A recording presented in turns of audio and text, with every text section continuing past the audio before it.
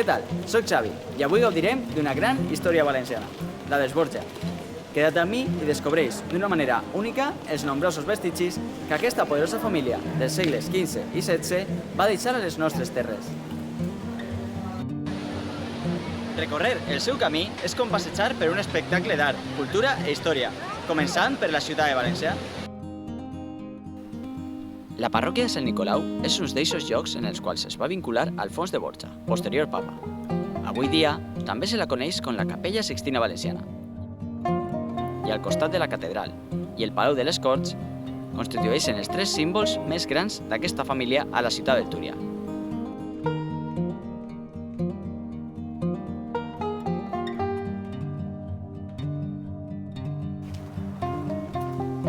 Ens desplacem fins al municipi de Canals per arribar als orígens d'Alfons de Borja. Concretament, en el 1378 naix a aquesta torre el que seria anomenat el papa Calixte III. Seguim?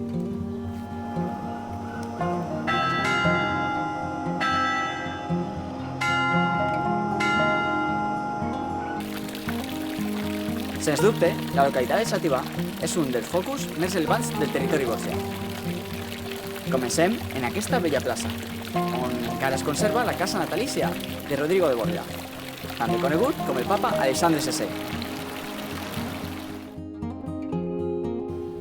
També poden gaudir del patrimoni artístic de Xàtiva en múltiples llocs, com la Col·legiata, les esglésies de Sant Francesc i de Sant Pere, el Palau o el seu impressionant castell, on va ser empresonat i executat Dídac de Borja, també germà de Sant Francesc de Borja.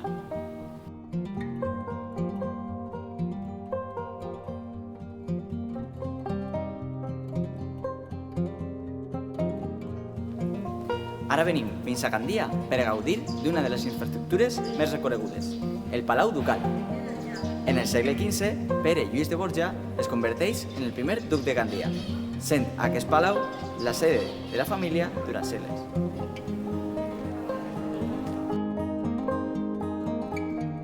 El Palau Ducal es pot visitar per dins per admirar les seues nombroses i elegants estades, com la Galeria Daurada. A més, disposem de la Col·legiata de Santa Maria, concessió atorgada per mateix Alexandre VI i fins i tot altres interessants construccions com la Universitat Antiga de Gandia.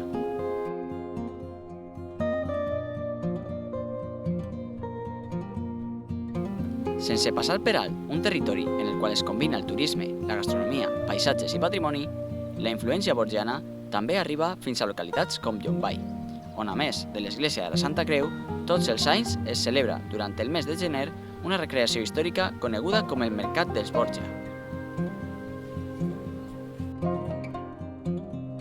I per a finalitzar, visitarem dos monestirs que et deixaran molt bon sabor de boca. Tot aquest entorn pertany al decimat de la Valldigna, obert per a la visita durant tot l'any. A més, abans d'acomiadar-me, et deixaré unes imatges del de Sant Jeroni de Cotalba. Creu-me, mereix la pena veure-ho.